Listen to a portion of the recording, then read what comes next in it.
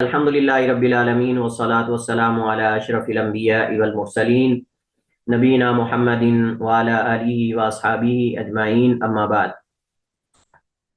ہم کتاب الجنائز کی احادیث پڑھ رہے ہیں اور 430 نمبر حدیث تک ہم نے پڑھ لیا تھا، اور اس کے بعد جو بقیہ حدیث ہیں انشاءاللہ آج ہم ان کو مکمل کریں گے، کوشش کریں گے مکمل کرنے کی، تاکہ اگلے لیکچر میں ہم زکوٰۃ کے جو احکام و مسائل ہیں ان کو تفصیل سے پڑھ سکیں اگلے ہفتے۔ تو حدیث پڑھیں، بسم اللہ۔ سر میں پڑھوں؟ پڑھیں۔ وان عائشہ رضی اللہ تعالی عنہا ان النبی صلی اللہ علیہ وآلہ وسلم ہینا حین توفیا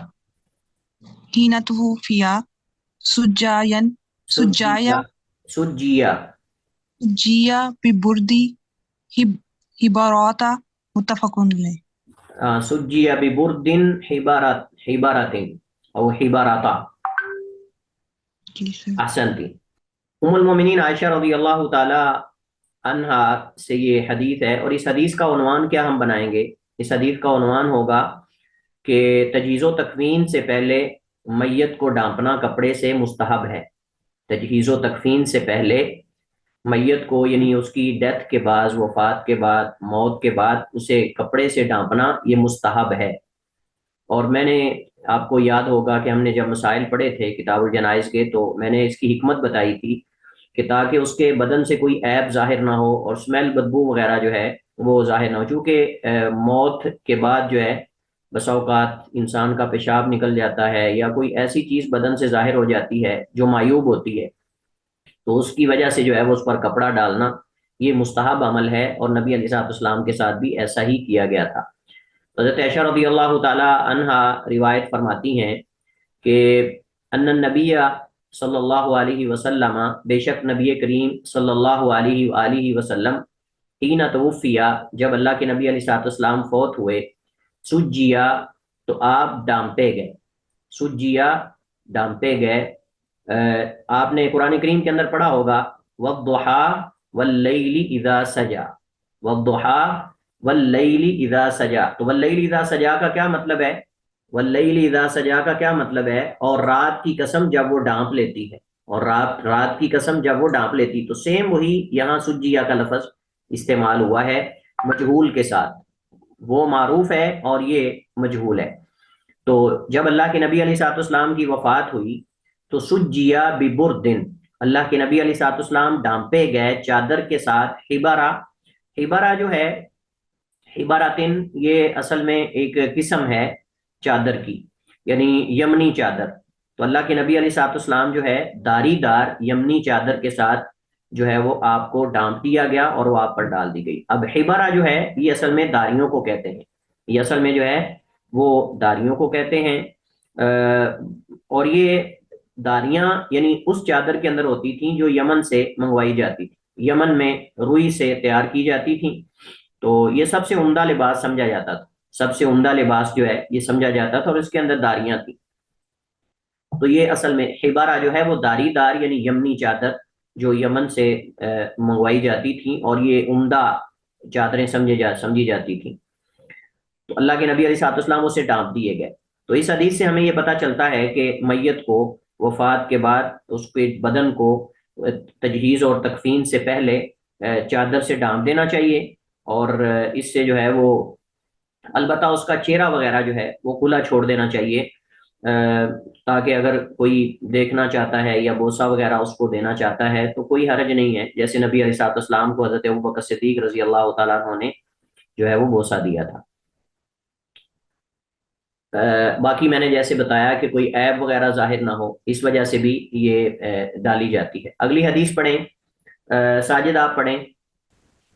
وعنها أن أبا بكر الصديق رضي الله تعالى عنه قبل النبي صلى الله عليه وسلم بعد موته، رواه البخاري۔ احسنتی۔ حضرت عائشہ رضی اللہ تعالی عنہا سے ہی روایت ہے अन्ना अबा बकर सिद्दीक, बेशक अबू बकर सिद्दीक रज़ी अल्लाह ताला अन्हो, क़ब्बला, उन्होंने बोसा लिया, अन्नबिया, नबी अलैहिस्सलाम का, बाद मौती ही, आपकी वफात के बाद, यानी आपकी पेशानी का बोसा लिया, जैसा कि दीगर अहादीस में इसकी वजाहत मौजूद है। इसे इमाम बुखारी ने रिवायत। हदीस का मौजू क्या होगा? हदीस का मौजू होगा मैयत का बोसा लेना जायज़ है, मैयत का बोसा लेना जायज़ है, या उसको बोसा देना ये जायज़ है। और ये यानी बाज़ फुक़हा ने, चूँकि जैसे हमने जिक्र किया था कि चूँकि बाज़ फुक़हा ये समझते हैं कि जब इंसान मर जाता है तो उसका जिस्म नजस हो जाता है जब तक उसको गुस्ल ना दिया जाए, तो इस हदीस में रद्द है, इस हदीस में रद्द है उन लोगों का कि जो कहते हैं कि मरने के बाद इंसान नजस हो जाता है इल्ला कि उसको गुस्ल दे दिया जाए, तो उसका लिहाजा बोसा जो है वो लेना जायज़ नहीं है। तो अबू बकर सिद्दीक रज़ी अल्लाह ताला अन्हु ने नबी अलैहिस्सलाम की वफात के बाद वो कहीं गए हुए थे, तो जब उनको इत्तला मिली तो वो वापस आए और सीधा हुजरा आयशा में दाखिल हुए और नबी अलैहिस्सलाम का बोसा लिया और फरमाया तिब्ता हय्यन व मय्यतन या रसूल अल्लाह, कि अल्लाह के नबी आपकी ज़िंदगी भी पाकीज़ा थी और आपकी वफ़ात भी पाकीज़ा है। तो ये इस हदीस से जो है वो मसला अखज़ होता है और साबित होता है। इसके बाद अगली हदीस है, पढ़ें, बारी बारी पढ़ते जाएं। नूर आप पढ़ें। वअन अबी हुरैरता रज़ियल्लाहु तआला अन्हु अन्न नबिय सल्लल्लाहु अलैहि वसल्लम काला नफ्सुल मुमिनी मुअल्लक़ातु ठीक है, यदैनि मुअल्लक़तुन बिदैनिही, बिदैनिही हत्ता युक़दा अन्हु, रवाहु अहमद व तिरमिज़ी व हसना। अहसनती, माशाअल्लाह।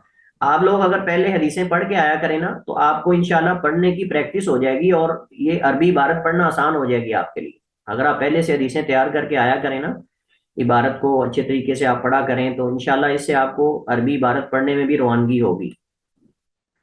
तो हज़रत अबू हुरैरा रज़ी अल्लाह ताला अन्हु से रिवायत है, वो अल्लाह के नबी अलैहिस्सलाम से बयान करते हैं, काला, आपने फरमाया, नफ्सुल मुमिनी, मोमिन इंसान की रूह, नफ्स से मुराद यहाँ रूह है, मोमिन इंसान की रूह मुअल्लक़तुन, वो मुअल्लक होती है, लटकी रहती है, बिदैनी ही, उसके कर्ज के साथ, यानी उसके कर्ज के साथ मशरूत रहती है। मशरूत का माना ये है कि उसको उस वक्त तक उसका फैसला नहीं होता जब तक जो है वो उसकी तरफ से कर्ज अदा ना कर दिया जाए, जब तक उसकी तरफ से जो है वो कर्ज अदा ना कर दिया जाए, हत्ता युक़दा अन्हु, हत्ता के अदा कर दिया जाए उसकी तरफ से, यानी वो उसके कर्ज के साथ मुअल्लक रहती है हत्ता के उसे अदा कर दिया जाए। किसे अदा कर दिया जाए? अन्हु की ज़मीर दैन, यानी कर्ज की तरफ जा रही। कर्ज का मामला बड़ा अहम है, इस वजह से जैसे मैंने जिक्र किया था कि कर्ज के बारे में उलमा कहते हैं कि ये रात की परेशानी है और हम है और दिन की मजल्लत है।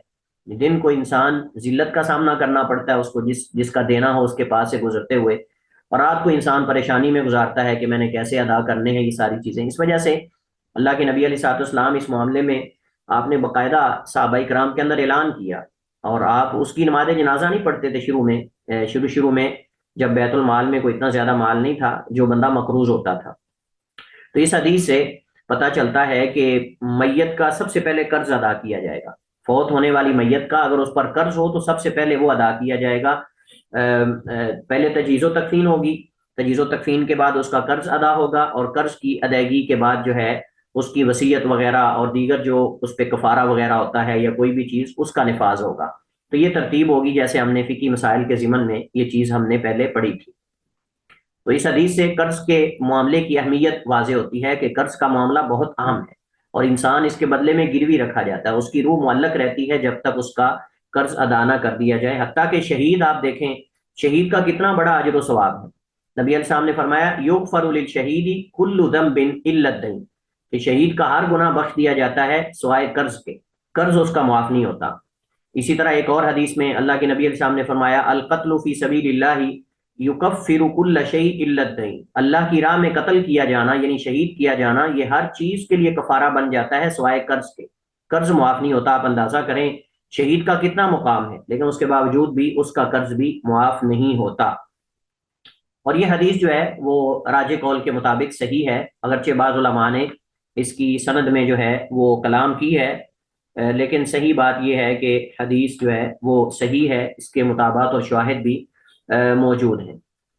اچھا جی، اس کے بعد اگلی حدیث ہمارے پاس ہے وعن ابن عباس، پڑھیں ساجد، آپ ساجد ہمارے ساتھ ہیں؟ سر جی جی پڑھیں حدیث وعن ابن عباس.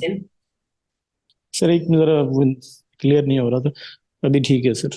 وعن ابن عباس رضی اللہ تعالی عنہما عن النبی صلی اللہ علیہ وآلہ وسلم قال فی الذی سقط عن راحلته فمات فما تغسلوه بماء وسدر وكفنوه في وکفنوہ سوا وکفنوہ وكفنوه وکفنوہ وكفنوه في ثوبين احسن، متفق علیہ. متفق علیہ. عبداللہ ابن عباس رضی اللہ تعالی عنہما حبر الامہ مفسر القرآن سے روایت ہے، بیان کرتے ہیں ان النبی صلی اللہ علیہ وسلم قال، بے شک نبی علیہ الصلوۃ والسلام نے فرمایا، فی الذی، اس شخص کے بارے میں، سقط عن راحلتی، جو اپنی سواری سے گر گیا تھا، سقط گر گیا تھا، عن راحلتی، اپنی سواری سے، حج میں تھا، یعنی احرام اس نے باندھا ہوا تھا اور حج کے لیے تھا، فمات، اور فوت ہو گیا. آپ نے فرمایا اغسلوہ، یہ غسل یغسل سے فعل امر ہے، اغسل اغسلا اغسلو، اغسلوہ، اسے غسل دے دو، بماء وسدر، بیری اور پانی سے، یعنی بیری کے پتے ملا کر اور پانی کو اس کو غسل دے دو، وکفنوہ، اور اسے کفن دے دو، فی ثوبین، دو چادروں میں، متفق علیہ، یہ حدیث متفق علیہ. اس حدیث کو یعنی اس حدیث کے اندر جو مسئلہ بیان ہوا ہے وہ یہ ہے کہ اگر کوئی حالت احرام میں فوت ہو جائے، اگر کوئی حالت احرام میں فوت ہو جائے تو اس کے ساتھ کیا کیا جائے گا، اس کے ساتھ کیا معاملہ ہوگا، یہ اس چیز کے بارے میں حدیث کو یہاں ذکر کیا گیا ہے. تو یہ صحابی تھے، اصل میں یہ حج کے لیے آئے تھے، تو اپنی سواری سے، اس کی سواری بدکی یا جو بھی ہوا، سواری سے گرے اور ان کی گردن ٹوٹ گئی جس سے یہ فوت ہو گئے تھے. تو اللہ کے نبی نے فرمایا کہ اس کو انہی چادروں کے اندر، یعنی جس میں وہ احرام پہنے ہوئے تھا اور حج کے لیے آیا تھا، اس کو انہی چادروں کے اندر جو ہے وہ آپ کفن دے دو. اور اس حدیث کے اندر یہ بھی موجود ہے، آپ نے فرمایا کہ وَكَفِّنُوا فِي ثَوْبَيْنِ وَلَا تُحَنِّطُوا، لیکن اسے حنوط نہ لگاؤ، یعنی اسے خوشبو نہ لگاؤ، اور اسی طرح وَلَا تُخَمِّرُوا رَأْسَهُ، اس کے سر کو نہ ڈانپو، فَإِنَّهُ يُبْعَثُ يَوْمَ الْقِيَامَةِ مُلَبِّيًا، کیونکہ یہ قیامت کو اس حال میں اٹھایا جائے گا کہ تلبیہ پڑھ رہا ہوگا، اللہ اکبر، یعنی اس اچھے عمل میں. اس وجہ سے علماء کرام فرماتے ہیں کہ انسان کو اچھے اعمال کثرت سے کرنے چاہیے تاکہ خاتمہ اچھا ہو، تاکہ خاتمہ جو ہے وہ خیر پر ہو. جس کی عمل میں اکثر خیر ہوتی ہے اس کا انشاءاللہ خاتمہ بھی خیر پر ہوتا ہے. تو اس وجہ سے ہمیں کوشش کرنی چاہیے، جستجو کرنی چاہیے کہ ہم اچھے اعمال کریں تاکہ ہمارا خاتمہ جو ہے وہ کسی نہ کسی خیر کے عمل پر ہو. تو یہ صحابی جو ہے وہ حج کے دوران فوت ہوئے. تو اللہ کے نبی علیہ الصلوۃ والسلام نے فرمایا کہ اس سے پتہ چلتا ہے کہ چونکہ محرم جو ہوتا ہے حالت احرام میں وہ خوشبو نہیں لگاتا، وہ سر نہیں ڈانپتا، تو اس کے اوپر بھی اسی طرح نبی علیہ الصلوۃ والسلام، آج بھی اگر آپ دیکھیں حرم کے اندر جو حج یا عمرے کے دوران فوت ہوتے ہیں ان کے سر ننگے ہوتے ہیں، جب ان کو نماز جنازہ ان کی لائی جاتی ہے تو اس وقت ان کے سر جو ہے وہ ننگے ہوتے ہیں. تو جو حالت احرام میں فوت ہو جاتا ہے اس کو خوشبو نہیں لگائی جاتی، اس کا سر نہیں ڈانپا جاتا، اور انہی چادروں کے اندر جو یعنی اس کے احرام کی چادریں ہوتی ہیں انہی کے اندر انہیں جو ہے وہ کفن دے دیا جاتا ہے. تو اللہ کے نبی نے فرمایا کہ یہ قیامت کو اٹھے گا اس حال میں کہ تلبیہ کہہ رہا ہوگا، اس حال میں کہ یہ تلبیہ جو ہے وہ پڑھ رہا ہوگا. تو یہی اس حدیث کے اندر جو ہے وہ احکام اور مسائل بیان ہوئے ہیں جس کا میں نے آپ کے سامنے جو ہے وہ خلاصہ ذکر کر دیا ہے. اس کے بعد اگلی حدیث ہمارے پاس عائشہ رضی اللہ تعالیٰ عنہ کی، کون پڑھے گا؟ سہیب پڑھیں آپ. پھر میں پڑھوں؟ چلیں پڑھیں آپ. نور، رضی اللہ آپ کی آواز بہت کم آتی ہے، میں نے پچھلی دفعہ بھی آپ کو کہا ہے آپ کے مائک کا مسئلہ ہے، آپ کی آواز بہت کم آتی ہے، ہمیں صحیح واضح صاف سنائی نہیں دیتی. وعن عائشة رضي الله تعالى عنها قالت لما أرادوا غسل النبي صلى الله عليه ایسے نہیں، لما ارادوا غسل النبی، یہ جو ہے وہ مصدر ہے، اسم مصدر ہے. وعن عائشة رضي الله تعالى عنها قالت لما أرادوا غسل النبي صلى الله عليه وسلم قالوا والله ما ندري نجرد رسول الله صلى الله عليه وسلم نجرد رسول الله صلى الله عليه وسلم كما نجرد موتانا أم لا الحديث رواه أحمد وأبو داود. احسنتی. ام المومنین عائشہ رضی اللہ تعالی عنہا سے روایت ہے، اور اس حدیث کا موضوع کیا ہے؟ اس حدیث کا موضوع ہے کہ میت کو غسل دیتے ہوئے اس کا لباس اتارنا، میت کو غسل دیتے ہوئے اس کا لباس جس کے اندر اس کی ڈیتھ ہوئی ہے، وفات ہوئی ہے، اس کو اتارنے کا کیا حکم ہے؟ کیا کپڑے اس کے اتار کر غسل دیا جائے گا یا کپڑوں کے اندر؟ نبی علیہ السلام کی جب وفات ہوئی تو یہ مسئلہ موضوع بحث، سب سے پہلا مسئلہ جس میں بحث ہوئی وہ یہی تھا کہ کیا اللہ کے نبی علیہ السلام کو کپڑوں کے اندر غسل دیں یا جیسے ہم دوسرے لوگوں کے کپڑے اتار دیتے ہیں ایسے کپڑے اتاریں؟ نبی علیہ السلام تو زندگی کے اندر بہت زیادہ حیادار تھے، تو یہ سب میں مسئلہ تھا. تو میں پہلے حدیث پڑھتا ہوں، پھر میں آپ کے سامنے تفصیلی حدیث ذکر کرتا ہوں جس کی طرف صاحب کتاب مصنف نے اشارہ کیا ہے. تو حضرت عائشہ فرماتی ہیں لما ارادو، جب صحابہ کرام نے ارادہ کیا غسل النبی، نبی علیہ الصلوۃ والسلام کو غسل دینے کا، یعنی آپ کی وفات کے بعد، قالو، تو اب انہوں نے آپس میں یعنی بات کی اور کہا، یعنی بحث ہوئی اس مسئلے میں، واللہ اللہ کی قسم، ما ندری، ہم نہیں جانتے، نجرد رسول اللہ، کہ ہم اللہ کے نبی علیہ السلام کے کپڑے اتاریں، کما نجرد موتانا، جیسے ہم یعنی ننگا کرتے ہیں، کپڑے اتارتے ہیں اپنے فوت ہونے والوں کے، ام لا، یا اسی طرح کپڑوں کے اندر ہی آپ کو غسل دے دیں. الحدیث یعنی ایک لمبی حدیث ہے، یہ اختصار سے مصنف نے ذکر کی ہے، اسے احمد اور ابو داؤد وغیرہ نے روایت کی ہے. حدیث لمبی یہ ہے، اس کے اندر واقعہ یہ ہے کہ یعنی صحابہ کرام اس مسئلے میں پریشان تھے کہ کیا ہم نبی علیہ الصلوۃ والسلام کو جو ہے وہ آپ کے کپڑے اتاریں یا آپ کو کپڑوں کے اندر غسل دیں. تو اسی مسئلے میں پریشان تھے، بحث کر رہے تھے، حتیٰ کہ سب پہ نیند چھا گئی. آپ ذرا اندازہ کریں، یہ بھی نبی علیہ الصلوۃ والسلام کا وفات کے بعد کا معجزہ ہے. حتیٰ کہ سب پہ نیند چھا گئی، یعنی نیند غالب آ گئی، اونگنے لگ گئے سارے.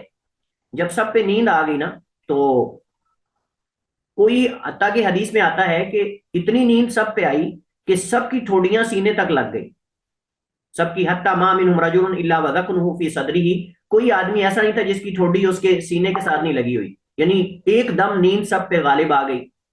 ثم کلمہ مکلم من ناحیۃ البیت، گھر کے اندر سے کسی کلام کرنے والے نے کلام کی، یعنی کسی آواز دینے والے نے آواز دی، اور لا یدرون من ہوا، یہ پتہ نہیں کس کی آواز تھی، یعنی کوئی آواز کی سمجھ نہیں آئی کہ بولنے والا کون تھا. تو گھر کے اندر سے آواز آئی، اور آواز کے اندر کیا تھا کہ انکسلوا النبی وعلیہ ثیابہ، اللہ کے نبی کو غسل دو اس حال میں کہ آپ پر کپڑے ہوں، یعنی آپ کے کپڑے نہ اتارو، جیسے آپ دیگر مردوں کے، فوت ہونے والوں کے کپڑے اتارتے ہو، ایسے نبی کائنات علیہ الصلوۃ والسلام کے کپڑے نہ اتارو، بلکہ اللہ کے نبی علیہ الصلوۃ والسلام کو کپڑوں کے اندر غسل دے دو. فقاموا الی رسول اللہ صلی اللہ علیہ وسلم فغسلوه علیہ قمیصہ، تو صحابہ کرام پھر اللہ کے نبی علیہ السلام کے جسد مبارک کی طرف گئے اور آپ کو غسل دیا اس حال میں کہ قمیص آپ کے اوپر تھا، آپ کا قمیص اتارا نہیں. یصبون الماء فوق القمیص، قمیص کے اوپر ہی پانی ڈالتے تھے، ویدلکونہ بالقمیص، اور اس قمیص سے آپ کے بدن کو ملتے تھے، قمیص پہ پانی ڈال کے قمیص کو جو ہے وہ ملتے تھے، دون ایدیہم، اپنے ہاتھوں کے علاوہ، یعنی آپ کی باڈی پر صحابہ کرام نے ہاتھ نہیں لگائے، آپ کی قمیص کے اوپر ہاتھ ایسے ملتے تھے اور پانی ڈالتے جاتے تھے. تو حضرت عائشہ رضی اللہ تعالی عنہ فرماتی ہیں لو استقبلت من امری ما استدبرت ما غسلہ الا نساء، اگر ہمیں پہلے اس طرح کے معاملے کا پتہ ہوتا تو نبی علیہ الصلوۃ والسلام کو آپ کی بیویاں ہی غسل دیتی. اور یہ حدیث حسن درجے کی ہے، اور یہ حدیث جو ہے حسن درجے کی، چونکہ اس میں محمد بن اسحاق المطلبی جو کہ سیرت اور مغازی کے امام ہیں، وہ اصل میں اس میں راوی ہیں، اور وہ صدوق درجے کے راوی ہیں، اور انہوں نے صراحت کی ہے سماع کی. تو حدیث انشاءاللہ حسن ہے. تو اس حدیث کے اندر اصل میں اس چیز کا بیان ہے کہ اصل تو فوت ہونے والوں کو اس کے کپڑے اتارے جاتے ہیں. یہ کہاں سے ہم نے اخذ کیا ہے کہ فوت ہونے والوں کے کپڑے اتارے جاتے ہیں اور اتارنے چاہیے؟ سر کیونکہ غسل کرتے وقت اتار کے ہی غسل کرتے ہیں. نہیں، دیکھیں آپ غور کریں، انہوں نے صحابہ نے کہا نا واللہ ما ندری، اللہ کی قسم ہم نہیں جانتے، نجرد رسول اللہ کما نجرد موتانا، کیا ہم اللہ کے نبی علیہ السلام کو ایسے یعنی آپ کے بدن کو ننگا کریں، کپڑے اتاریں جیسے ہم اپنے فوت ہونے والوں کے اتارتے ہیں، جیسے ہم اپنے مرنے والوں کے اتارتے ہیں. اس کا مطلب صحابہ کرام کے ہاں معروف کیا تھا؟ یعنی فوت ہوتے تھے وہ کپڑے اتارتے تھے اور کفن دیتے تھے، فوت ہونے والوں کے کپڑے اتارے جاتے تھے، لہٰذا ایسا ہی کیا جائے گا. یہ مسئلہ اللہ کے نبی کے ساتھ خاص تھا، اور یہ آواز دینے والے نے جو گھر کے اندر سے آواز دی تھی، کیونکہ صحابہ پریشان تھے، اللہ کے نبی صاحب نے اس بارے میں کچھ بتایا نہیں تھا، تو یہ گھر کے اندر جو ہے یہ آواز آئی تو اس آواز کے اندر یہ بتایا گیا کہ نبی علیہ السلام کو کپڑوں کے اندر ہی غسل دیا جائے۔ تو اس سے پتہ چلتا ہے کہ صحابہ کرام میں اختلاف ہوا ہے، کئی مسائل کے اندر ہوا ہے، لیکن وہ ایسا اختلاف نہیں تھا صحابہ کرام کے درمیان کہ جس سے فرقہ واریت جو ہے وہ اس کی ابتدا ہو، یا اس سے فرقے بنے، یا تفرقہ بازی ہو، گروہ بندیاں ہو جائیں اور آپس میں نفرتیں پیدا ہو جائیں۔ ایسا اختلاف نہیں ہوتا تھا صحابہ کے درمیان، بلکہ وہ معمولی اختلاف ہوتا تھا اور وہ کسی دلیل کے بعد حل ہو جاتا تھا، کسی دلیل کے بعد جو ہے وہ حل ہو جاتا تھا اور وہ زیادہ دیر نہیں رہتا تھا۔ جیسے یہ سب سے پہلا اختلاف تھا، یعنی اس سے پہلے کیا ہوا، اس سے پہلے خلیفہ کے تعین کے بارے میں اختلاف ہوا۔ تو جب خلیفہ کا تعین ہو گیا تو پھر اب نبی علیہ السلام کی تجہیز و تکفین کی باری آ گئی، آپ کے غسل کی، تو اس کے بعد پھر یہ اختلاف ہوا کہ اللہ کے نبی علیہ السلام کو غسل کپڑوں میں دیا جائے یا کپڑے اتار کر۔ پھر یہ اختلاف ہوا کہ نبی علیہ السلام کو دفن کہاں کیا جائے، کیا عام مسلمانوں کے قبرستان میں دفن کیا جائے بقیع میں، یا آپ کو اپنی جگہ پر۔ حضرت ابوبکر صدیق رضی اللہ تعالیٰ عنہ نے حدیث بیان کی کہ میں نے اللہ کے نبی علیہ السلام سے سنا کہ اللہ کے نبی علیہ السلام فرما رہے تھے کہ میت کو اسی جگہ انبیاء کو اسی جگہ دفن کیا جاتا ہے جہاں وہ فوت ہوتے ہیں، انبیاء کو اسی جگہ دفن کیا جاتا ہے ان کے گھر کے اندر ہی جہاں وہ فوت ہوتے ہیں۔ تو نبی علیہ السلام کو پھر حجرہ عائشہ کے اندر جو ہے وہ دفن کر دیا گیا۔ اس کے بعد ہمارے پاس اگلی حدیث ہے جس کا موضوع ہے کہ میت کو غسل دینے کا حکم اور اس کا طریقہ میت کو غسل دینے کا حکم اور اس کا طریقہ کیا ہے۔ حدیث لمبی ہے، میں خود ہی پڑھتا ہوں۔ ام عطیہ انصاریہ رضی اللہ تعالی عنہ، یہ وہ صحابیہ ہیں جو نبی علیہ السلام کے زمانے میں عورتوں کو غسل دیا کرتی تھیں۔ میں نے آپ کو پہلے بتایا تھا، شاید آپ کو یاد ہو کہ نہ یاد ہو، میں نے بتایا تھا 4 عورتیں نبی علیہ السلام کے زمانے میں صحابیات کو غسل دیا کرتی تھیں، عورتوں کو غسل دیا کرتی تھیں۔ کون کون سی وہ 4 عورتیں ہیں؟ کچھ یاد ہے یا بھول گئے؟ حضرت حفصہ کا تو یاد ہے میرے، ایک نام تو یہ نہیں، تھا۔ حضرت حفصہ میں نے نہیں بتایا تھا۔ سر آپ نے بتایا ہوگا۔ ہاں میں نے بتایا ہی ہوگا، ایسے ہی ہے، میں نے بتایا ہوگا، نہیں لیکن سر وہ کیا مجھے بتایا؟ یاد نہیں، میں نے لیکچر سارے سنے ہیں آپ کے، چلیے مجھے یاد نہیں۔ توجہ کے ساتھ رہا کریں، میرے ساتھ توجہ کے ساتھ رہا کریں۔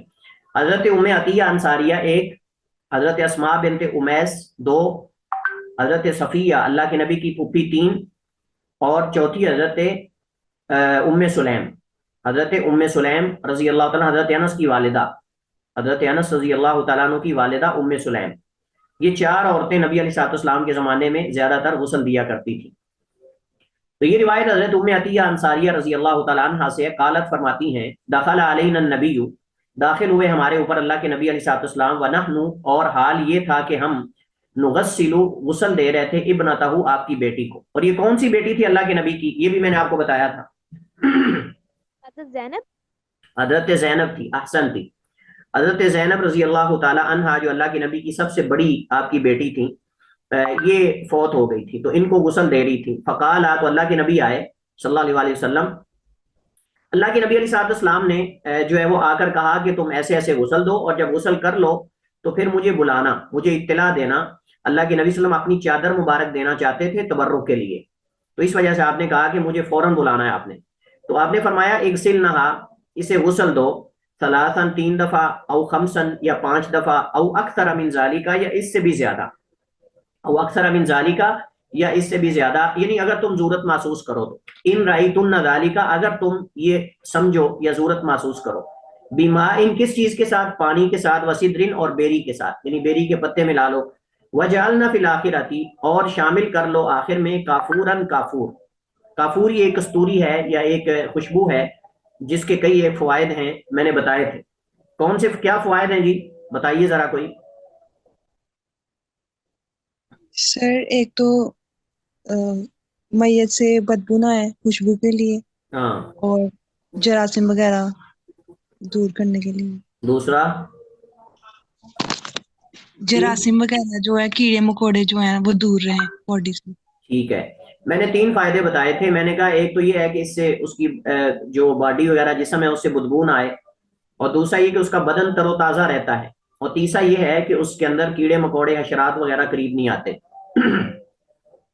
او شیء من کافور، یا کافور کا کچھ حصہ، یعنی آپ نے یا کافور کا لفظ بولا یا شیء من کافور کہا، یعنی راوی کو اس میں شک ہے، یا کچھ حصہ ملا لو۔ فلما فرغنا، پس جب ہم فارغ ہو جائیں، آذن نہ ہو، تو آپ کو اطلاع دیں، یعنی اللہ کے نبی نے ہمیں ایسے ایسے کہا کہ جب ہم فارغ ہو جائیں تو ہم اللہ کے نبی کو اطلاع دیں۔ आदाना यूदीनु का माना होता है इत्तला देना, खबरदार करना और जो है वो ऐलान करना। तो यहाँ मुराद है आदन ना हो कि हम आपको इत्तला दें। तो जब हमने इत्तला दी अल्लाह के नबी अलैहिस्सलाम को, फ़ाल का इलैना हिक्वाहु, तो अल्लाह के नबी अलैहिस्सलाम ने हमारी तरफ अपना तय बंद फेंका। हिकव जो है ये असल में उस जगह को कहते हैं जहाँ तय बंद बांधा जाता है। ये कुक होती है ना इंसान की, उसके ऊपर जहां से हम तय बंद बांधते हैं, तो उस जगह का नाम असल में हिक्व है, ठीक है। तो लेकिन चूंकि वहां वो बांधा जाता है तो कभी चीज को उस मुनासबत से उस जगह का नाम दे दिया जाता है। तो मुराद यहाँ तय बंद है। तो अल्लाह के नबी अलैहिस्सलाम ने डाला, फेंका हमारी तरफ अपना तय बंद। फकाला, आपने फरमाया अशइरनहा इया, अशइरनहा इया, कि इसके बदन के साथ इसे लपेट दो। अशइरनहा इया, शियार जो है उस कपड़े को कहते हैं जो बिल्कुल बॉडी के साथ टच कर रहा हो, यानी जो बॉडी के ऊपर जिस्म के साथ लग रहा हो, उस कपड़े को कहते हैं शिहार, यानी जिसमें बदन को लपेटा जाए। और दिसार किसे कहते हैं? दिसार उस कपड़े को कहते हैं जो कपड़े के ऊपर लिया जाता है, यानी चादर वगैरह जो हम कपड़ों के ऊपर लेते हैं उसको कहते हैं दिसार। उसी से या अय्युहल मुद्दस्सिर, उसी से यह या अय्युहल मुद्दस्सिर। तो फर्क क्या है शियार और दिसार में? शियार वो चादर होती है जो बदन के साथ लपेटी जाए, यानी बिल्कुल बगैर किसी वास्ते के डायरेक्ट बदन के साथ जाके लगे, तो वो शियार है। और जो कपड़े के ऊपर दूसरी कपड़ा लिया जाता है उसको कहते हैं दिसार। उसी से या अय्युहल मुद्दस्सिर, उसी से है या अय्युहल मुद्दस्सिर। तो अब सवाल ये है कि अल्लाह के नबी अलैहिस्सलाम ने पहले क्यों नहीं चादर दे दी? अल्लाह के नबी अलैहिस्सलाम ने पहले चादर क्यों नहीं दे दी? जब आप आए थे और आपने कहा कि गुस्ल दो इसे, अब उस वक्त ही चादर दे के चले जाते, आपने बाद में चादर क्यों दी? सर शायद उसका गंदे होने का खतरा हो कि कहीं शायद गंदी ना हो जाए वहां पे। नहीं, ये हिकमत नहीं है, हिकमत और है। हाँ जी।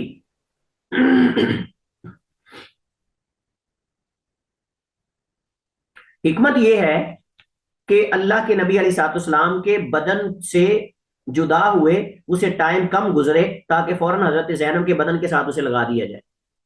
यानी नबी अलैहिस्सलाम के जस्दे अथर से जुदा हुए इतना टाइम ना गुजरे उसको, ताकि वो तबर्रुक के आसार बाकी रहें, ताकि वो तबर्रुक और पसीने के आसार क्या रहे? बाकी रहे अल्लाह के नबी के। अल्लाह के नबी के सामने फौरन उतार कर दी थी अपनी चादर, आपने फौरन उतार कर दी थी चेंज करके, ताकि उसको ज्यादा टाइम ना गुजरे, नबी के बदन से जुदा हुए और आपकी बेटी के बदन को लगने के दरमियान ज्यादा फासला ना गुजरे। इस वजह से आपने बाद में जाके दिए, पहले नहीं आपने दी। समझ गए आप हिकमत? यस जी सर। सर। जी, तो ये असल में मकसद था अल्लाह के नबी अलैहिस्सलाम का इसमें ताखीर करने का। फाल का इलैना हिक्वाहु, तो अल्लाह के नबी ने हमारी तरफ फेंकी अपना तय बंद, यानी जो आपने बांधा हुआ था वो आपने फेंका। फकाला, और आपने फरमाया अशइरनहा इयाहु, इसके बदन के साथ लपेट दो इसको, यानी इसका बदन इसके अंदर लपेट दो, बंद कर दो। मुत्तफकुन अलैहि, ये हदीस मुत्तफकुन अलैहि। वफी रिवायतिन, और एक रिवायत में ये अल्फाज हैं, एक रिवायत में ये अल्फाज हैं, इब्दा नबी मयामीनिहा और मवादिल वुदू मिनहा, इसकी दाएं जानब से तुमने गुस्ल देते हुए आगाज करना, इसकी दाएं जानब से तुमने गुस्ल देते हुए आगाज करना है। और मवादिल वुदूई, और उनमें से भी जो वुजू के अज़ा हैं उनसे आपने आगाज करना है। वफी लफ्ज़ लिल बुखारी, और बुखारी के अल्फाज में है फदफ़रना शारहा, हमने मेडियां बनाई उसके बालों की, सलासा तकुरून, 3 मेडियां, फालकैनाहा खल्फहा, और हमने उनको उनके पीछे डाल दिया, यानी उनकी बैक साइड पे वो मेडियां बनाकर हमने उनके बाल पीछे डाल दिए उनकी कमर वाली तरफ। ये इस हदीस का मुकम्मल हिस्सा है। तो इस हदीस के अंदर मैयत को गुस्ल देने के वजूब का बयान, कि मैयत को गुस्ल देना वाजिब है। ये कहां से हमने अखज़ किया है? इग़सिलनहा। और इस हदीस के अंदर इस चीज का बयान है कि मैयत को ताक अदद में गुस्ल देना मुस्तहब है, मैयत को ताक अदद में गुस्ल देना मुस्तहब है, यानी 3, 5, 7, 9 इस तरह। और इस हदीस के अंदर इस चीज का बयान है कि मैयत को दाएं जानब से, दाएं आज़ा से गुस्ल में आगाज करना चाहिए, और वुजू के आज़ा से आगाज करना चाहिए, क्योंकि दाएं जानब अल्लाह उसके रसूल को पसंद है, दाएं जानब अल्लाह उसके रसूल को पसंद है। और वुजू के आज़ा अल्लाह ताला क़यामत को मोमिन का जेवर बना देगा। और दाईं जानब अल्लाह को पसंद है, अल्लाह के दोनों हाथ दाएं हैं, और इसी तरह क़यामत को अस्हाबुल यमीन अहले जन्नत होंगे, और नामा अमाल दाएं हाथ में दिए जाएंगे। और ये सारी चीजें नबी अलैहिस्सलाम काना युजिबु तयम्मुन फी तनाउली व तरज्जुली व फी शानी कुल्ली व फी तौरी व फी शानी कुल्ली, अल्लाह के नबी अलैहिस्सलाम को दाईं जानब अपने हर अमल के अंदर पसंद थी। تو یہ ساری چیزیں مل کر ہمیں یہ یعنی فائدہ دیتی ہیں کہ دائیں جانب سے ہمیں جو ہے وہ آغاز کرنا چاہیے اور دائیں جانب کو ہمیں ترجیح دینی چاہیے جو بھی اچھے کام ہیں ان کے اندر۔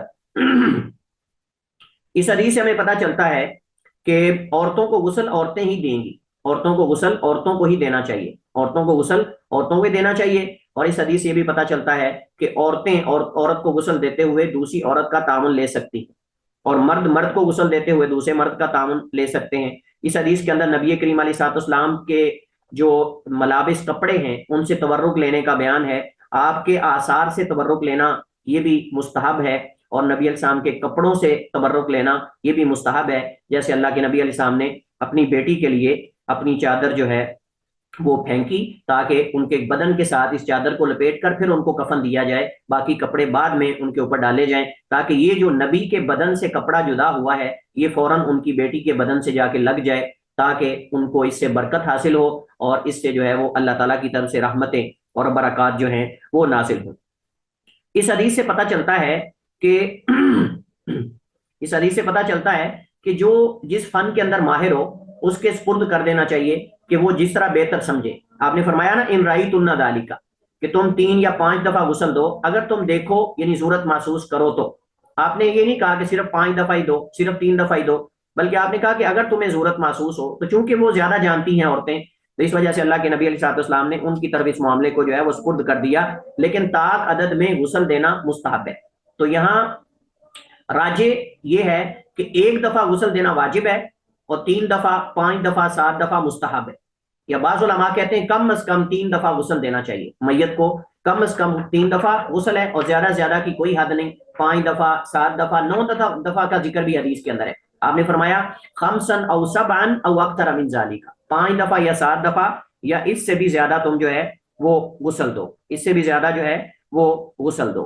عالم کو چاہیے کہ وہ لوگوں کو تعلیم دے غسل دینے کی اور دیگر جو احکام و مسائل ہیں ان کی تعلیم دے، جیسے نبی کریم صلی اللہ علیہ وسلم نے صحابیات کو جو ہے وہ تعلیم دی کہ کیسے جو ہے غسل دینا ہے۔ تو اس حدیث کے اندر غسل کے طریقے کا بیان ہے اور اس طرح غسل سے جو دیگر ملحق اور متعلق چیزیں ہیں ان کا اس حدیث کے اندر بیان ہے، باقی فوائد میں نے آپ کے سامنے ذکر کر دیے ہیں۔ اگلی حدیث ہے حضرت عائشہ رضی اللہ تعالیٰ عنہ کی کہ آدمی کو کس چیز کے اندر کفن دیا جانا چاہیے اور کفن کس چیز میں دینا چاہیے۔ تو حدیث پڑھیں، آپ میں سے کون پڑھے گا؟ سر میں پڑھوں؟ پڑھیں۔ وعن عائشة رضی اللہ تعالی عنہ قالت كفن رسول الله صلى الله عليه وسلم في 3 أثواب بيض سحولية من كرسف ليس فيها ولا إمامة متفق عليه۔ احسنتی۔ وعن عائشہ رضی اللہ تعالی عنہ قالت، حضرت عائشہ رضی اللہ تعالی عنہ سے روایت ہے، قالت فرماتی ہیں کفن رسول اللہ، کفن دیے گئے اللہ کے نبی علیہ الصلوۃ والسلام فی 3 اثواب، 3 چادروں میں، 3 چادروں میں، بیض جو سفید تھیں، سہولیت جو کہ سہول علاقے سے بنی ہوئی تھی، من کرسف روئی سے، یعنی سہول علاقے کی روئی سے بنی ہوئی سفید چادروں میں اللہ کے نبی علیہ الصلوۃ والسلام کو کفن دیا گیا۔ تو سہول جو ہے اس پر 2 اعراب پڑے جاتے ہیں، سہول پر 2 اعراب پڑے جاتے ہیں۔ اگر تو اس کو ہم پڑھیں فتح کے ساتھ، سین کے فتح کے ساتھ سحول، سحول، ہا کے ضمہ اور سین کے فتح کے ساتھ، تو اس سے مراد ایک بستی ہے جو یمن میں ہے، یمن میں ایک بستی اس کا نام ہے سحول، ٹھیک ہے۔ تو پھر مطلب جو یمن سے بنی ہوئی روئی کی سفید چادریں، پھر یہ ترجمہ ہوگا۔ اور اگر اس کو ضمہ کے ساتھ پڑھیں سحول، سحول یعنی سین کے ضمہ کے ساتھ اگر ہم پڑھیں سحولیہ، تو پھر سہولیہ یہ پھر سہل کی جمع ہوگی، ٹھیک ہے، سہل کی جمع ہوگی، جیسے فلس اور فلوس ہوتا ہے۔ تو پھر یہ مراد جو ہے اس سے کیا ہوگا، اس سے مراد پھر صاف اور سفید، سفید اور صاف یعنی روئی سے بنے ہوا کپڑے، سفید اور صاف یعنی سفید بھی اور بالکل صاف، جن کے اندر کوئی داغ دھبا نہیں تھا، کوئی ان کے اندر لائنیں نہیں تھی، کوئی ان کے اندر جو ہے وہ آپ سمجھ لیں کہ داریاں نہیں تھی، یہ اصل مقصود ہے۔ تو دونوں معنوں میں فرق آپ انشاءاللہ سمجھ گئے ہوں گے۔ اگر سین کے فتح کے ساتھ پڑھیں تو پھر یمن کے سہول علاقے کی بنی ہوئی روئی کی 3 سفید چادریں، اور اگر ہم اس کو سہول پڑھیں تو پھر اس سے مراد روئی کی بنی ہوئی سفید اور صاف، سفید اور صاف 3 چادروں میں اللہ کے نبی علیہ السلام کو کفن دیا گیا. لیس فیہا قمیص ولا امامۃ، اس میں قمیص بھی نہیں تھا اور امامہ بھی نہیں تھا. ہمارے ہاں بعض لوگ کہتے ہیں جی مجھے پگڑی کے اندر کفن دینا اور اوپر وہ نالین کی نقش لگا دیتے ہیں، اور اس طرح یہ صحیح نہیں ہے، یہ خلاف اولا اور خلاف سنت ہے. اگرچہ حرام تو نہیں ہے لیکن ہم کہتے ہیں مکروہ عمل ہے، ایسا نہیں کرنا چاہیے. قمیض اور پگڑی کے اندر نہیں بلکہ چادروں کے اندر ہی کفن دینا چاہیے، جیسے نبی کریم علیہ تحیت و تسلیم کو جو ہے وہ کفن دیا گیا. البتہ قمیض کے اندر بعض دفعہ کفن دیا جا سکتا ہے، جیسے اللہ کے نبی علیہ السلام نے عبداللہ بن ابی منافق کو قمیض دیا تھا. اس طرح غالباً حضرت معاویہ رضی اللہ تعالیٰ عنہ کے پاس بھی اللہ کے نبی کا قمیض تھا، تو انہوں نے کہا کہ میں جب فوت ہو جاؤں مجھے اس میں کفن دے دینا. اس طرح کے حضرت ابوبکر صدیق رضی اللہ تعالیٰ عنہ ان کے بارے میں بھی آتا ہے. تو یہ حدیث جو ہے اس کے اندر ایک تو اس چیز کا بیان ہے کہ میت کو 3 کپڑوں میں کفن دینا چاہیے، اور یہ مستحب ہے کیونکہ ہمارے نبی صلی اللہ علیہ وسلم کو بھی جو ہے وہ 3 کپڑوں میں کفن دیا گیا. اور دوسرا فائدہ یہ اخذ ہوتا ہے کہ سفید چادروں کا انتخاب کرنا یہ زیادہ افضل ہے. سفید چادروں کا یعنی سفید کپڑے کا انتخاب کرنا کفن کے لیے زیادہ افضل ہے. البتہ کوئی دوسرے رنگ کے اندر بھی کفن دیا جا سکتا ہے، جائز ہے، لیکن افضل سفید چادروں کے اندر کفن دینا یہ زیادہ افضل ہے. اسی طرح جو ہے وہ اس حدیث کے اندر اس چیز کا بیان ہے کہ قمیص اور امامہ یہ ساتھ شامل کرنا درست نہیں ہے اور یہ مکروہ ہے، اور یہ مکروہ ہے. اس حدیث کے اندر بنی آدم اور انسان کی عزت اور تکریم کا بیان ہے کہ دیکھیں کہ زندہ بھی انسان معزز ہے اور فوت ہونے کے بعد بھی انسان معزز ہے، خصوصاً مسلمان. اور اسلام کا یہ اسلام کی یہ خوبی اور اسلام کا یہ خاصہ ہے کہ اسلام زندگی کے اندر بھی ایک انسان کو عزت دیتا ہے، اور مرنے کے بعد بھی وہ ہندوؤں کی طرح جلایا نہیں جاتا، ذلیل و رسوا نہیں کیا جاتا، کہ خود اپنے ہاتھوں سے وہ جو ہے وہ جلاتے ہیں اور چیخا کے اندر لے جا کر اور اس کی ہڈیاں بھی رگڑ دیتے ہیں، اور پھر وہ پورا اس کو راکھ بنا کے پھر اس کو کہیں دفن کر دیتے ہیں یا بہا دیتے ہیں گنگا کے اندر. تو یہ صحیح نہیں ہے، یہ انسان کی توہین ہے. نبی علیہ السلام نے فرمایا کہ مردہ کی ہڈی توڑنا زندہ کی طرح ہے، تو جلانا کیسا ہوگا پھر اس کو. تو یہ ایک غلط عمل ہے. اللہ اس قوم کو ہدایت دے. اسلام بڑی نعمت ہے اللہ تعالیٰ کی طرف سے، جو اسلام کے رنگ کے اندر رنگا جاتا ہے وہ اس طرح کی تمام جو سمجھ لیں کہ خباستیں اور اس طرح کی بدعات اور خرافات اور یہ توہمات ہیں ان سے وہ بچ جاتا ہے. تو اسلام کے اندر مومن کو دنیا کے اندر بھی عزت ہے اور مرنے کے بعد بھی اس کی تکریم کی جاتی ہے، اس کو اچھے طریقے سے غسل دیا جاتا ہے، 3 چادروں کے اندر اسے کفن دیا جاتا ہے، اور بڑے عزت کے ساتھ اسے جو ہے وہ دنیا سے رخصت کیا جاتا ہے اور اس کو دفن کیا جاتا ہے، نہ کہ اپنے ہاتھوں سے آگ کے اندر جو ہے وہ جلایا جاتا ہے جیسا کہ ہندو وغیرہ کرتے ہیں. اور بعض آپ کو پتہ ہے بعض ممالک کے اندر جلاتے بھی نہیں اور دفن بھی نہیں کرتے، اسی طرح حنوط لگا کر ان کو کیمیکلز وغیرہ لگا کر اپنے گھروں میں باکس بنا کر ان کے اندر وہ رکھ لیتے ہیں. انڈونیشیا کے اندر بعض قبائل ایسے ہیں، آپ حیران ہوں گے، انڈونیشیا کے اندر بعض قبائل ایسے ہیں کہ انہوں نے اپنے آباء و اجداد کو حنوط لگا کے رکھا ہوا ہے اپنے گھروں کے اندر باکس کے اندر، اور وہ عید یعنی انہوں نے باقاعدہ وہاں باکس کے اندر قبریں بنائی ہوئی ہیں، وہاں ان کو جا کے سیو کر دیتے ہیں. جب عید آتی ہے یا ان کے خاص تہوار آتے ہیں تو ان کو لا کر نئے کپڑے پہناتے ہیں، ان کو ہار پہناتے ہیں پھولوں کے، اور اپنے گھر کے اندر 2-4 گھنٹے رکھ کے پھر دوبارہ لے جا کے وہاں جو کیبن ہوتا ہے اس کو کیا کہتے ہیں تابوت، اس کے اندر لے جا کر رکھ دیتے ہیں. یہ آج بھی وہاں انڈونیشیا کے اندر بعض قبائل جو ہیں وہ ایسا کرتے ہیں. یہ جہالت ہے اور اس کے اندر جو ہے وہ کوئی چیز نہیں ہے. اس کے بعد ہمارے پاس جو ہے وہ اگلی حدیث ہے، اور یہ پہلی حدیث کے آپ سمجھ لیں کہ مسئلے کو بیان کرتی ہے کہ قمیض کے اندر کسی کو کفن دینا جائز ہے. قمیض کے اندر کسی کو کفن دینا جائز ہے، لیکن اولا اور افضل یہ ہے کہ قمیض اور امامہ وغیرہ نہ ہو. تو حضرت عبداللہ ابن عمر رضی اللہ تعالیٰ عنہما روایت کرتے ہیں، فرماتے ہیں لما توفی عبداللہ ابن ابی، جب عبداللہ بن ابی منافق جو رئیس المنافقین تھا، جب وہ فوت ہوا تو ان کے بیٹے آئے. ان کے بیٹے عبداللہ تھے، عبداللہ بن ابی بن سلول، یعنی عبداللہ بن ابی منافق جو ہے اس کا بیٹا صحابی رسول ہے، اور وہ خالص مسلمان تھا. اور وہ وہی تھا کہ جب عبداللہ بن ابی منافق نے کہا نا کہ لَئِن رَجَعْنَا إِلَى الْمَدِينَةِ لَيُخْرِجَنَّ الْأَعَزُّ مِنْهَا الْأَذَلَّ، کہ اگر ہم مدینہ واپس جائیں گے نا تو ہم ذلیل لوگوں کو نعوذ باللہ یعنی صحابہ اور نبی علیہ السلام کو نکال دیں گے، ہم میں سے عزت والے ذلیلوں کو نکال دیں گے. یہ عبداللہ بن ابی نے کہا تھا، اور منافقین نے کہا تھا. نبی علیہ السلام اور صحابہ مراد لے رہے تھے کہ ہم ان کو نکال دیں گے. تو حضرت عبداللہ یعنی عبداللہ کے بیٹے جو ہیں انہوں نے تلوار لی اور مدینہ کے دروازے پر کھڑے ہو گئے اور کہا کہ میں اپنے باپ کی گردن اڑا دوں گا اور میں دیکھتا ہوں کہ آج ذلیل کون ہے اور عزت والا کون ہے۔ تو نبی علیہ الصلوۃ والسلام سے اجازت طلب کی کہ اللہ کے رسول آپ اجازت دیں میں اپنے باپ کو قتل کر دوں۔ اللہ کے نبی علیہ الصلوۃ والسلام نے فرمایا کہ نہیں، لوگ کہیں گے کہ محمد یقتل اصحابہ، محمد اپنے ساتھیوں کو خود مروا رہا ہے، تو ایسا نہیں۔ تو یہ صحابی تھے، ان کے بیٹے عبداللہ بن ابی، منافق کے بیٹے عبداللہ جو ہیں یہ صحابی تھے، اور یہ خالص یعنی آپ سمجھ لیں کہ اہل ایمان میں سے تھے۔ تو یہ اللہ کے نبی کے پاس آئے اور اگر کہا کہ اللہ کے رسول میرے والد جیسے بھی تھے لیکن آخر میرے والد ہیں، تو اللہ کے نبی علیہ السلام نے ان کا دل رکھنے کے لیے تاکہ ایک تو باپ فوت ہو گیا، دوسرا وہ صحابی ہیں، تو آپ صلی اللہ علیہ وسلم نے اپنا قمیص جو ہے وہ دے دیا۔ اس کی وجہ میں بیان کرتا ہوں کہ آپ نے قمیص کیوں دیا تھا۔ تو کہتے ہیں کہ لما توفی عبداللہ ابن ابی، جب عبداللہ بن ابی رئیس المنافقین فوت ہوا، جاء ابنہ، تو ان کا بیٹا آیا الی رسول اللہ، اللہ کے نبی کے پاس صلی اللہ علیہ وسلم کے پاس، فقالا، اس نے آ کر کہا آتینی قمیصک، اللہ کے رسول اپنا قمیص دیں، اکفنہ فیہ، میں اپنے باپ کو اس میں کفن دے دوں، اپنے باپ کو اس میں کفن دے دوں، شاید اللہ تعالیٰ اس وجہ سے اس کو بخش دے۔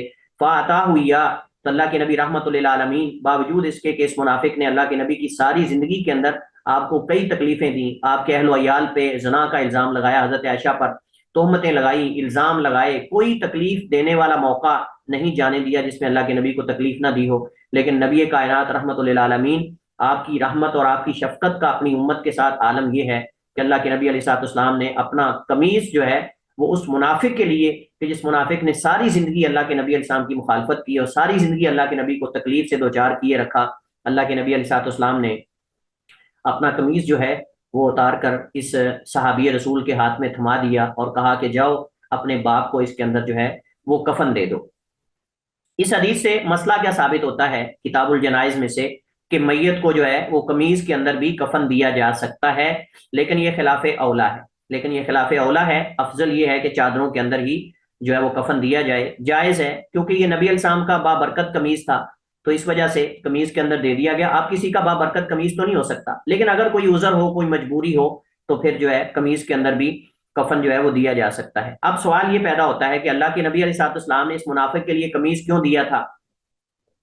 بعض کہتے ہیں کہ عبداللہ بن ابی نے آپ کے چچا حضرت عباس کو قمیص دیا تھا، جب وہ قیدی بن کے آئے تھے نا غزوہ بدر کے قیدیوں میں، تو اس وقت ان کا قمیص پھٹا ہوا تھا جنگ کے اندر، تو ابھی مسلمان نہیں ہوئے تھے حضرت عباس، تو عبداللہ بن ابی نے اپنا قمیص اللہ کے نبی کے چچا حضرت عباس کو دیا تھا غزوہ بدر کے قیدیوں میں، جب وہ قیدی بن کے آئے تھے نا حضرت عباس، تو عبداللہ بن ابی نے ان کو قمیص دیا تھا، تو اللہ کے نبی نے بدلہ چکانا چاہا، اللہ کے نبی علیہ الصلوۃ والسلام نے بدلہ چکانا چاہا تاکہ اس منافق کا نبی پر کوئی احسان نہ رہ جائے، تاکہ اس منافق کا نبی علیہ الصلوۃ والسلام پر کوئی احسان نہ رہ جائے۔ بعض علماء نے یہ توجیہ ذکر کی ہے، بعض علماء کہتے ہیں کہ ان کے بیٹے عبداللہ بن عبداللہ، یعنی جو صحابی رسول ہیں، ان کی دلجوئی کے لیے، ان کی دلجوئی کے لیے، ان کی ڈاس بندھانے کے لیے، ان کے غم میں شریک ہونے کے لیے، ان کا حوصلہ بڑھانے کے لیے، ان کو ہمت دینے کے لیے اللہ کے نبی علیہ الصلوۃ والسلام نے ان کے ساتھ احسان کیا تھا، ان کے بیٹے کے ساتھ، نہ کہ عبداللہ بن ابی کے ساتھ۔ تو جب اس نے آ کر اللہ کے نبی سے طلب کیا کہ اپنا قمیص دے دیں، تو آپ نے دے دیا تاکہ اس کا دل رکھیں، اس کی دل جوئی کریں، اس کو اس کے ساتھ کھڑے ہوں اس مصیبت کے اندر۔ تو یہ وجہ جو ہے وہ علماء نے بیان کی ہے، ٹھیک ہے۔ تو بہرحال نبی علیہ الصلوۃ والسلام نے تو اس کی نماز جنازہ بھی پڑھائی، حضرت عمر اللہ کے نبی علیہ الصلوۃ والسلام کے جو قمیض اس کے ساتھ لٹک کر کہتے رہے اللہ کے رسول نہ نماز جنازہ پڑھائیں، اللہ کے رسول نماز جنازہ نہ پڑھائیں، اللہ تعالیٰ نے منع کیا آپ کو۔ تو نبی علیہ الصلوۃ والسلام جو ہے فرماتے تھے کہ اگر مجھے 70 دفعہ بھی اس منافق کی بخشش مانگنے سے پتہ چل جائے کہ اللہ معاف کر دے گا، تو میں 70 دفعہ بھی اس کی نماز جنازہ پڑھا دوں گا۔ تو اللہ تعالیٰ نے فرمایا استغفر لہم او لا تستغفر لہم، اس طرح یعنی آپ اللہ تعالیٰ ان کو بخشے گا نہیں۔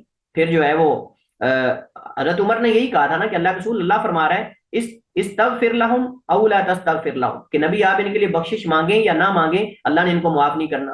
اللہ کے نبی صلی اللہ علیہ وسلم فرماتے تھے کہ اگر مجھے پتہ چل جائے نا کہ میرے 70 دفعہ بھی معافی مانگنے سے اللہ ان کو معاف کر دے گا، تو میں پڑھوں گا نماز جنازہ۔ تو پھر اللہ نے یہ حکم نازل کر دیا ولا تصلی علی احد منهم مات ابدا، کہ تم ان میں سے کسی کی نماز جنازہ نہ پڑھو، ولا تقم علی قبری، اس کی قبر پہ بھی نہ کھڑے ہونا آپ نے۔ تو یہاں حضرت عمر رضی اللہ تعالیٰ عنہ کی رائے اللہ تعالیٰ کے حکم کے موافق ہو گئی.